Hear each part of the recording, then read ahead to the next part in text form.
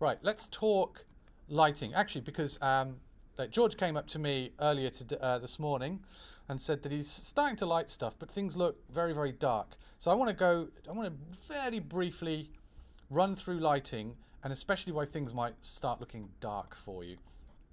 I'm just going to create a very, very, very, very simple scene, which is going to be a plane. Oop, I'm going to turn off UVs because I don't need to look at UVs. I'm not going to do any texturing.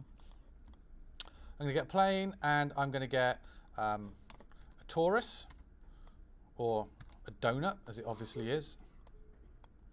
And I'll just get, I don't know, I'll get a cube, or a box, if you want to call it that. Now, some people have already messed around with lighting, and good on them. But not everyone, I don't think. And also, I just want to talk about some of the stuff about lighting that might catch you out.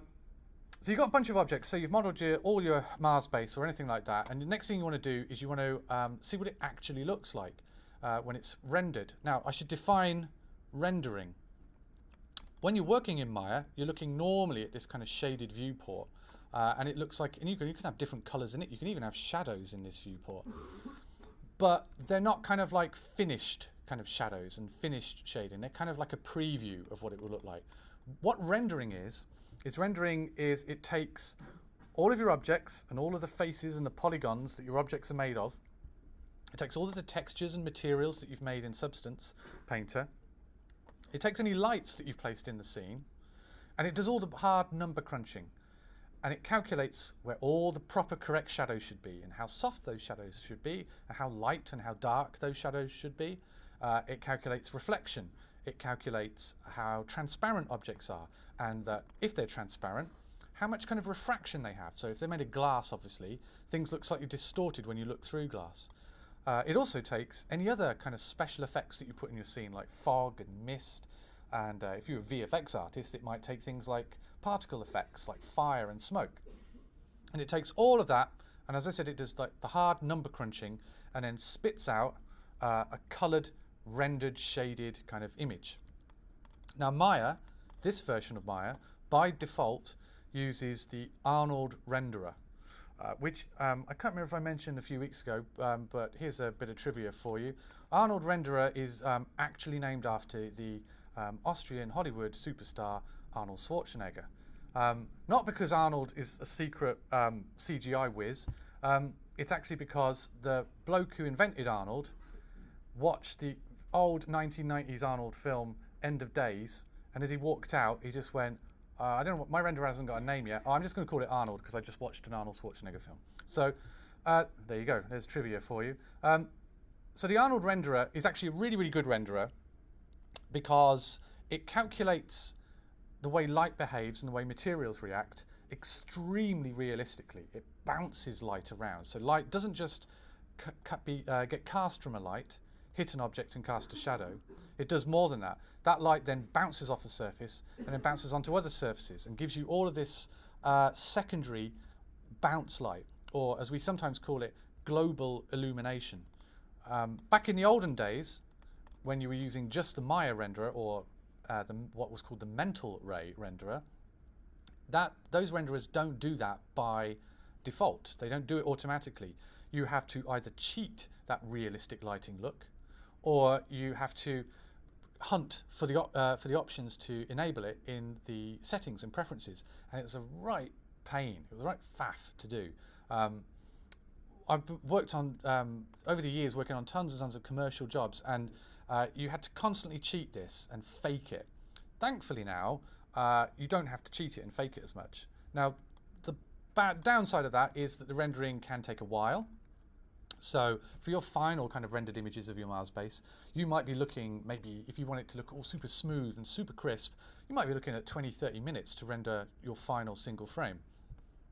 But, you know, just set it off, go and get a cup of coffee, browse your phone or something like that.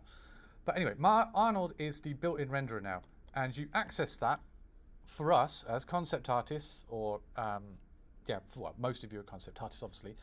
You access it by going to Arnold and open the Arnold render view.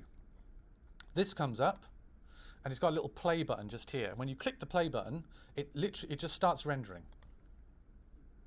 right? But it has a little line here just to warn you, hey, no light in the scene, because you get a totally black scene. Because you've got no lights in the scene, of course it would be total black.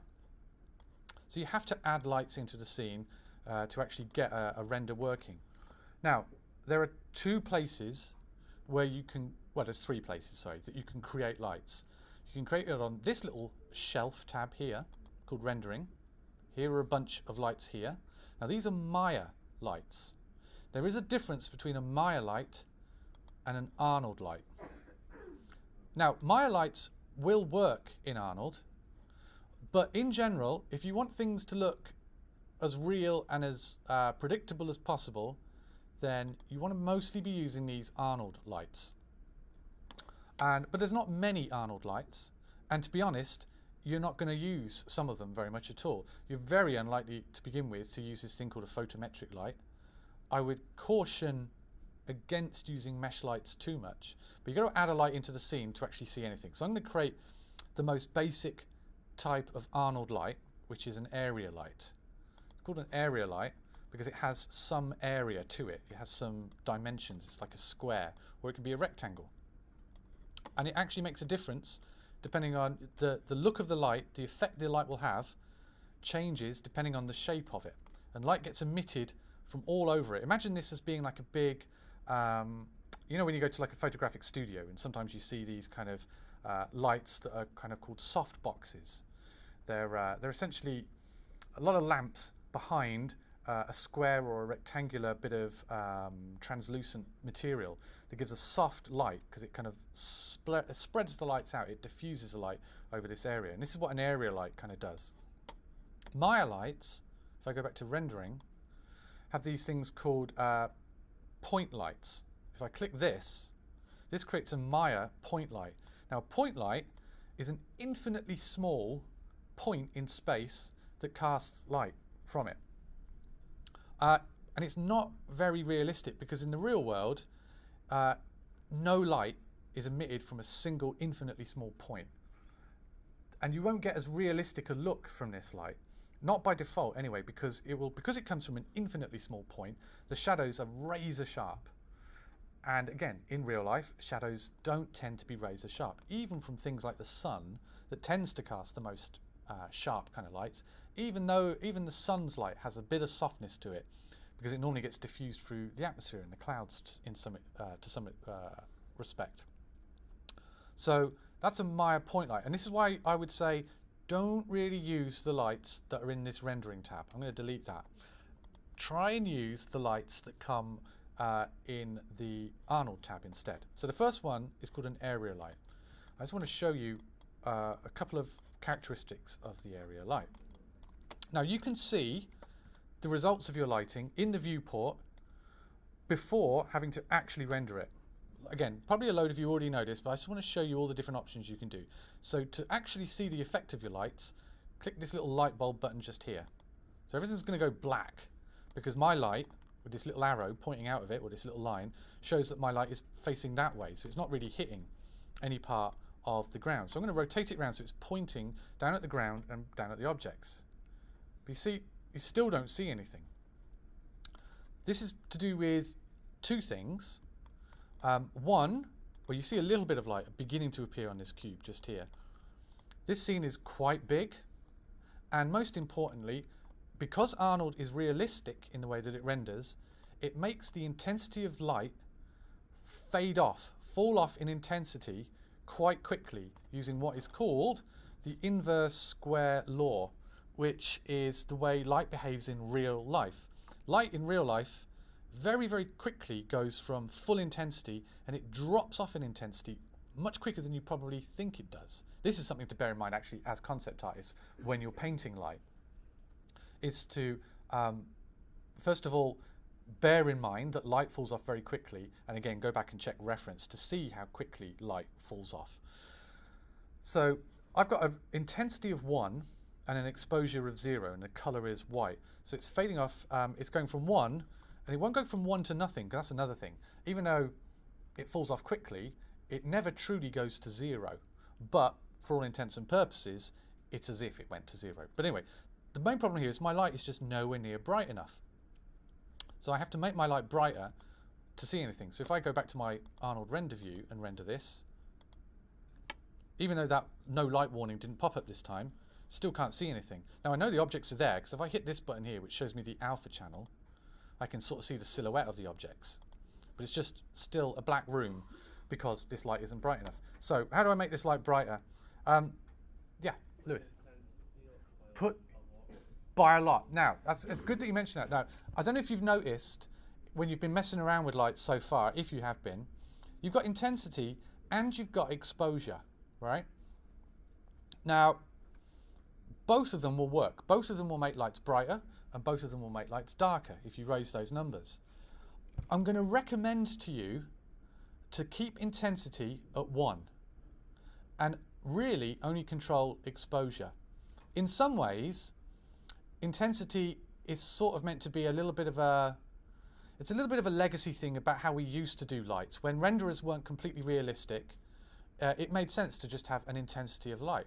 But because Arnold is trying to be realistic and kind of is fairly realistic, it's also got this exposure setting because it was designed for special effects and movies. And so people in movies tend to think of lighting in terms of exposure rather than intensity. So my recommendation to you is to keep intensity at 1. Well, I'm going to put Arnold on anyway, just to show you what happens. So there it is, it's very, very dark. So yeah, you can put intensity up, but if I put it up to 5, still can't see anything. Put up to 10, can just about begin to see a little bit of light appearing here. Put it up even higher, 50. It's at 50 and it's still really, really dark. If you mess around with exposure, I'm going to put this back down to 1. Exposure is more sensitive and behaves more like real light. So if I put this at 5, it's getting lighter already. This is almost the equivalent of putting intensity at 50, but this is only at 5.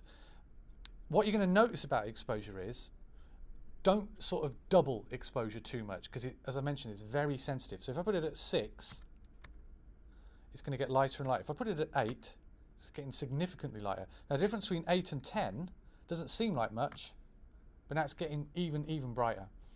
Now, I mean, this means that you're going to add, to really fine-tune your light's intensity using exposure, you are going to potentially have to fiddle around with the decimal points. But to be honest, I don't think that really happens that rarely. It's more to do with where you've put your lights and how close they are to objects. You want to balance that. That tends to be how it is. So obviously if I move this light further away, by the way, yeah, this is also a fairly neat thing about Arnold. If you've got this on play, anything that you do in here, not just changing these sliders, but also moving the viewport, will update the renderer. So if I move this light up, it's going to fade off relatively quick. I'm just going to zoom out actually. It's going to get darker and darker. So to be honest, unless you're going for special effects, and depending maybe on the size of your scene, this exposure doesn't necessarily have to be at crazy high values. If I put it at 50, it's going to completely blow out and be totally white like that. In fact, it's going to almost blow up the render. It's almost like it cannot be that light, that bright in real life. So, exposure versus intensity. In general, I'm going to recommend that you mess around with exposure first. What I noticed last year was students were changing exposure and intensity, because you can do that. You can totally do that. So exposure can be at 10, and I can put intensity at 2, and of course it's going to get brighter. But it gets confusing because it's two values that are essentially doing the same thing, and if you can't get that light to be as bright or as dark as you want it to be, and you're fiddling around with two values, and it's becoming more and more confusing to get that right value. So as again, yeah, just to hammer at home, mess around with exposure rather than intensity. Leave intensity at 1. You obviously got to think, well, color is completely self-explanatory, so you can make it a different color. Notice as well that as soon as it goes away from white, it's going to get darker as well, because the actual color makes a difference to the intensity. So if I had an extremely dark color, it's almost like you were fiddling around with the intensity. So you're going to have to, so again, if you're trying to fiddle around intensity and exposure and color, that's now 3 things you're having to tweak to get the brightness of the light looking right. So yeah, there's your color. You can change the color to be whatever you want. So I'm going to put it as a lurid green, like that. And I'm going to put my exposure up a little bit, so I'm getting a green light. And can you see as well how, I'm going to zoom in here just so we can see it, how the light from here in the viewport goes straight down, bounces onto this plane, and then that light bounces back up again a little bit onto the darker side of this cube. I don't know how well it shows up on the projector. If I increase the intensity of the light, it will show up more. Yeah, there we go, you see. So this actually, the green light hits the white plane and bounces back onto the cube. I'm just telling you that just to show you how Arnold tries to be a realistic renderer. You don't have to tweak any settings for it to do that. It will just always do that by default. Right, area lights can also be, well, by default, when you click an area light, it's going to be a quad. So essentially, this kind of shape here. And also, yeah, look at that. As I make my light bigger, more light comes out of it. Make it smaller, less light comes out of it. If I make it smaller and brighter, I'm going to get sharper shadows. And I'll just prove this point, although I'll have to probably compensate with the brightness. There, oh no, I won't actually, look. So you see how the shadows here, if I zoom in, are really crisp, aren't they, right? Very, very sharp shadows. But if I zoom out and then make this area light bigger,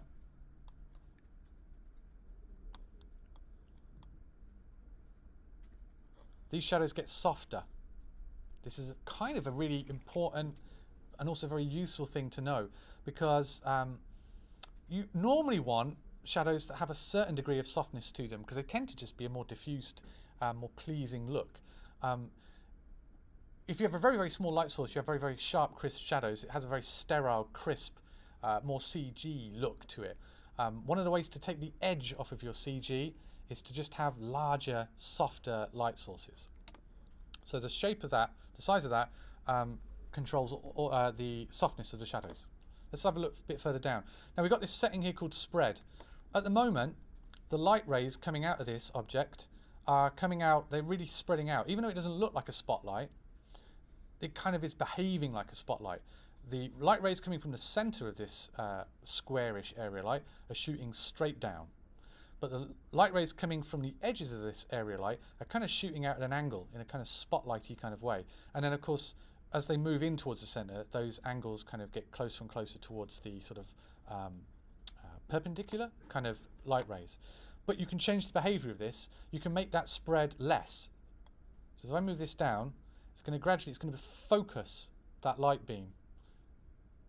If I put it down to nothing, you can literally see the projection of that hitting that. But again, that's quite a useful effect. That gives you quite a nice look. You know, you can get drama and atmosphere there.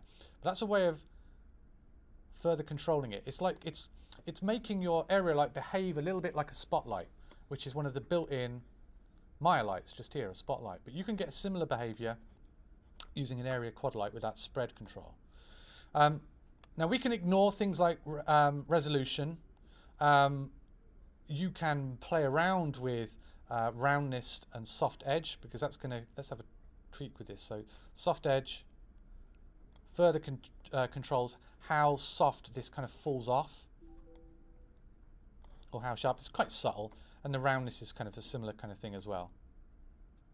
In fact, I don't think it shows up very well on a quad light. Probably shows up better on a disc light. You don't have to worry about samples, and you don't have to worry about resolution. You don't have to worry about that at all at the moment. We might cover that a little bit in semester 2, but to be honest, this is kind of more advanced kind of level stuff that VFX people would be more interested in. Likewise, there's no reason why you'd ever want to switch cast shadows off, because as soon as you do that, well, you've got no shadows. It doesn't look very realistic anymore. Don't change the color of the shadow color. This is kind of, again, a holdover from how we used to do it when renderers weren't quite as realistic, and say that we wanted blue shadows because we wanted to have that feeling of like a sunny day outside where shadows tend to have a blue tint to them. You could tint your shadows. These days, because we're doing stuff realistically, we can get that effect automatically by having a kind of sky dome light that casts bluish light from all directions, and then a sunlight that's kind of whitish yellowy, and you'll get that same look. So I would not fiddle around with this at all, because you're going to run into trouble. And then we got cast volumetric shadows. Don't have to worry about that at the moment because we're not really doing anything with volumes. And then we got a bunch of stuff down here. as well, which we don't have to worry about. This just controls how much of an effect it has on certain specific components of your shading, but we don't have to worry about it. Going back up here, we've got light shape. By default, it's a quad. You've got 3 options: quad, cylinder, and disc. And you can use them to different effects. Now, theoretically, you could use a cylinder to I'm just going to pause that because obviously as you change settings and it's rendering at the time, it can be a little bit laggy and a bit slow. So a cylinder can almost give you a neon fluorescent strip kind of light, but to be honest, you can simulate and fake the same kind of thing with a long strip of a quad light as well. But notice how you get a different kind of lighting scenario showing up when you've got a cylinder, and as you rotate it, you're going to get a different kind of look. So if I rotate it like that, no light is coming out the ends of this, it's only coming out the sides. So you can mess around with the light shape, and I encourage you to mess around with the light shape. And you've got a disc as well, which casts it from a disc. So that's the quad lights for you, or sorry, not quad lights, the area lights. Let's just pause that for a moment, and let's delete that light. What are the other kind of lights that I would encourage you to mess around with, and what lights would I not encourage you to mess around with? We'll briefly look at mesh light, even though, as I said, I would say maybe don't use mesh light, even though it's very tempting. A mesh light will turn any object you select, and when you click this, it will turn that object into a light. It will emit light. So if I select that donut and hit mesh light, what's happened is, see a little plus sign here? It's put a little light underneath this torus. Let's see what happens if I do render. Well, it's going to be black to begin with because it's nowhere near dark, bright enough. So let's put it up to 10 maybe. Now it's casting light from that torus. Now you can't see that torus because by default it automatically hides it. But if you put light visible, you can see how it looks just there. And you can change the color of this.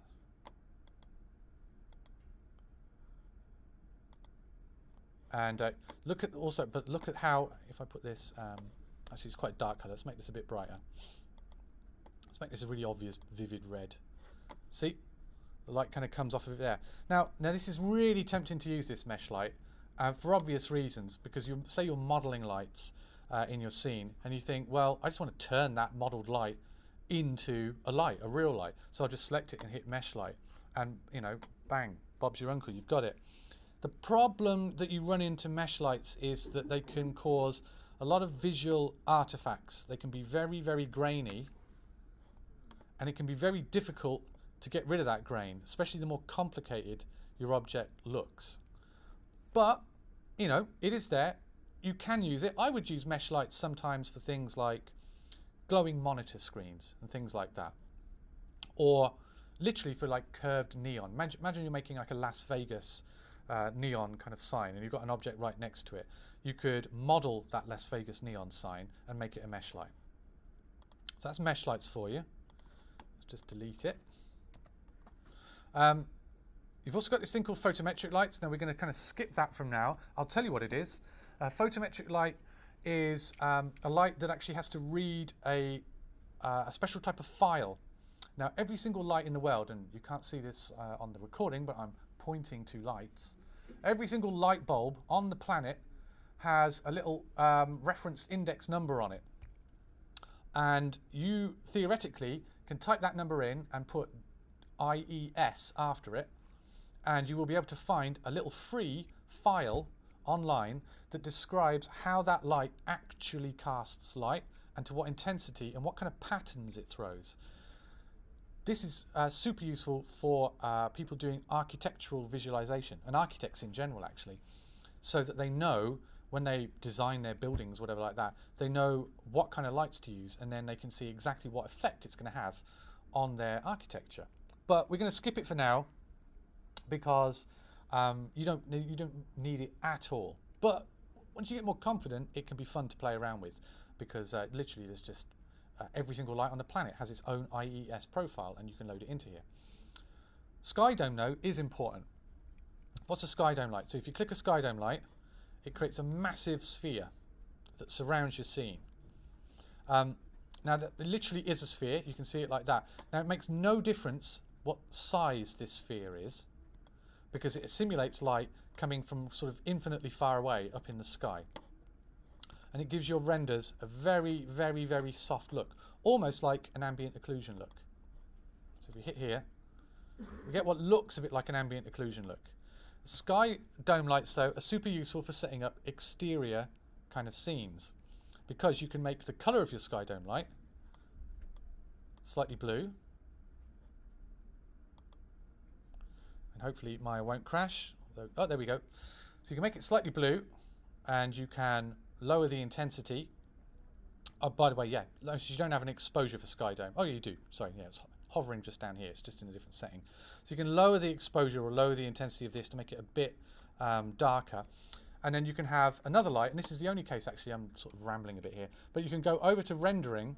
This is one of the few cases where I'd say do use a Maya light, is if you want to do a sunlight, you can use a directional light, because this simulates light coming from an infinitely far away, and it only has direction. So if you hit this light just here, now direct light by default gets is just running parallel horizontally. So I'll make this a bit bigger. Let's pause this actually. Let's make it go a bit quicker. Now it doesn't matter where this light is. It's totally irrelevant. So if I render this and I move it, no difference at all to the render. All that matters with this light is where it's pointing. Its direction. So if I put this down like this, then you get something that looks a bit more like a sort of sunny day, because it's a combination of the sky dome light being blue and this light kind of being white. So you could maybe go into this and make this a bit kind of yellow maybe. And notice as well, because this is a Maya light, by default it only has intensity. Now, you do have an Arnold parameter for this light, which is hiding down here. This is why I'm saying, if you can, maybe avoid these lights, because it just gets more complicated to begin with. You've got to hunt through different menu settings, whereas with Arnold lights, most of it is all done in that same kind of top part of the attribute editor. But you can make this a bit brighter and simulate a kind of hot sunny day, that kind of thing, right? So that's a sky dome light working in combination with a direct light. Just delete that. Go back to Arnold. Then you got a light portal. This is another one to skip for now. This is way more complicated than you need to do. Maybe when we do next semester and you do the interior of the Mars base, you might want to start using light portals. But you definitely don't need them when you're doing exteriors. And the last one is this really cool one here called Create Physical Sky. So I'm going to delete the sky dome. Hide that for now. I'm going to create a physical sky. So it creates another sky dome, right? It looks very similar to the sky dome light. But what's different about this is this mathematically tries to work out the entire light coming from the sky, both the sky color and the sun color. And then it automatically adjusts the color and intensity depending on the settings. And what you set in this is you skip this part of the tab. You don't really bother yourselves too much with this bit. Maybe you'll tweak it with some exposure fine-tuning. But what you really use is this bit just here. You get a little, see this little thumbnail, kind of gives you an idea of what's going to happen. You've got elevation and azimuth. What this means is elevation is how high up in the sky the sun's going to be, and azimuth is what angle, which direction it's coming from. So have a look, see what happens now. See, it's creating this kind of, I've only got one light in the scene, but we're getting both the sky dome and we're getting the direct light of the sun. But if I move this elevation down closer to 0, so it's coming closer and closer to the horizon, see it's changed colour, it's looking more like a sunset. Get it down to 1.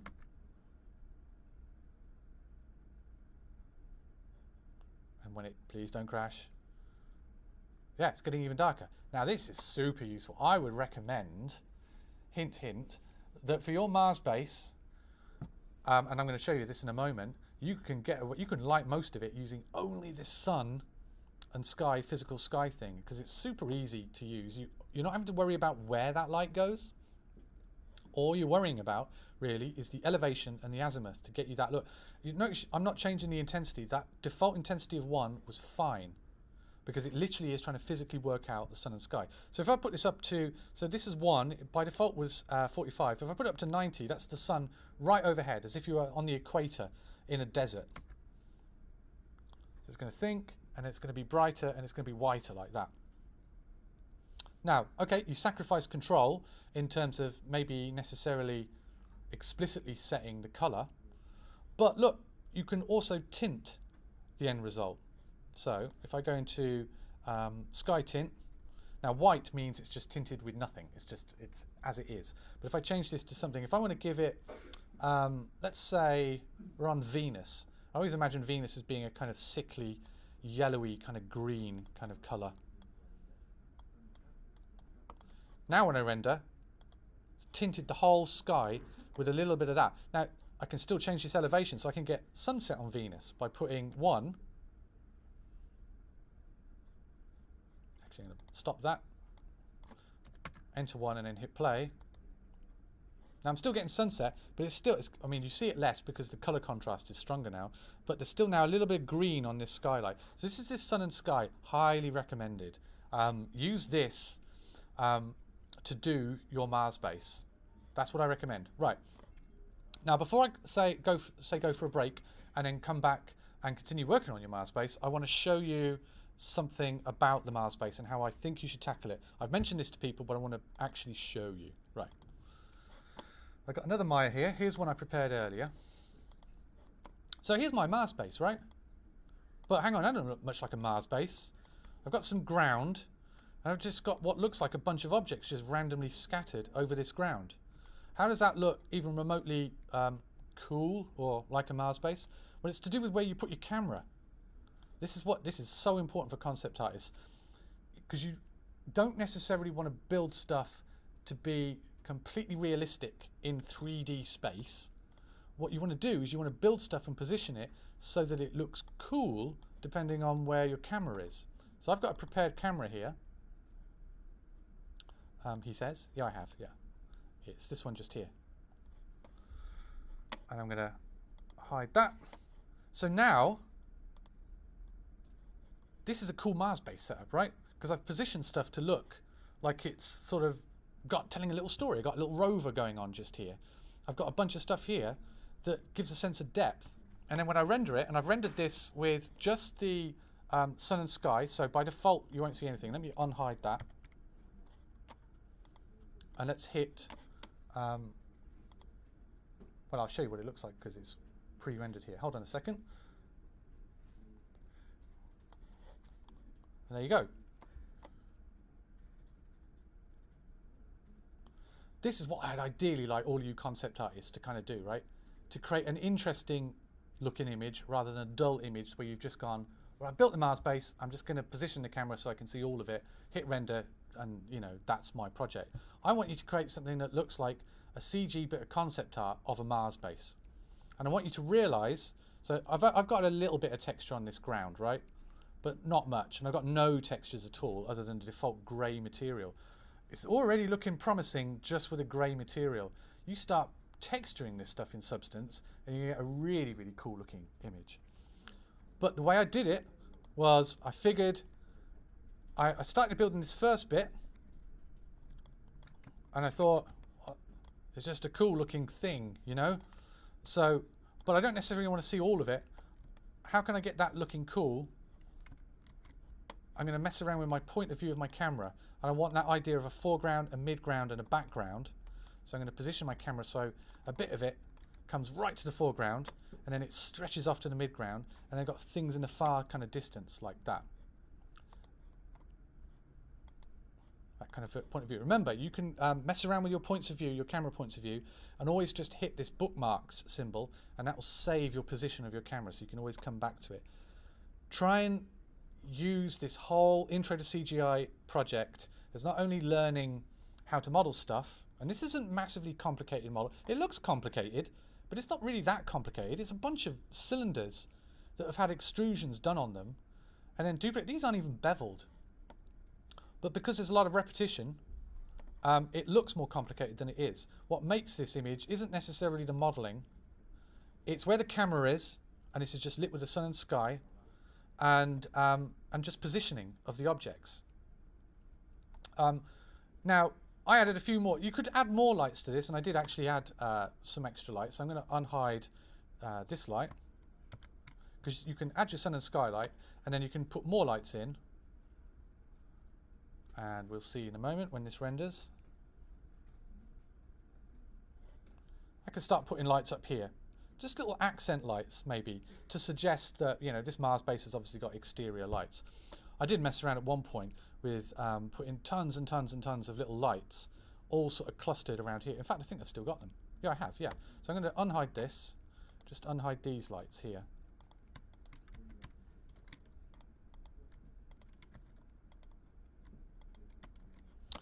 So if I do this now, so I started putting little lights just on these, because I figured these would look kind of cool if there were little sort of spotlights just shining down.